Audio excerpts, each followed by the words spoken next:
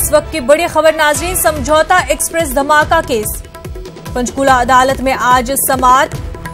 असीमानंद, लोकेश शर्मा, कमल चौहान और राजेंद्र चौधरी हैं मुलजिम। 2007 में पानीपत में समझौता एक्सप्रेस में धमाका हुआ था।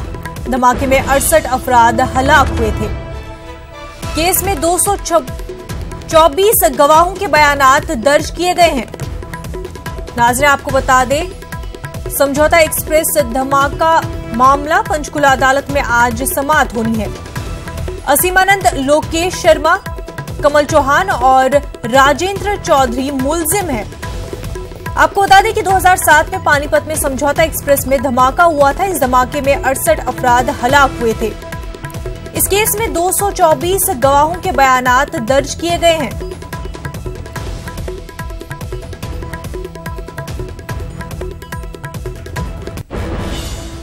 शिवसेना तर्जुमान संजय राउत ने कहा कि मुसलमानों को पहले हक राय दही का इस्तेमाल करना चाहिए, बाद में त्योहार मनाना चाहिए। बहुत पवित्र होता है, धर्म के ऊपर देश, त्योहार के ऊपर देश। उससे पहले हिंदू त्योहार भी आए थे, चुनाव हुए, और मैं मानता हूं कि देश की जनता चाहे हिंदू हो चाहे मुसलमान हो, पहले मतदान करे, बाद में त्योहार मनाए।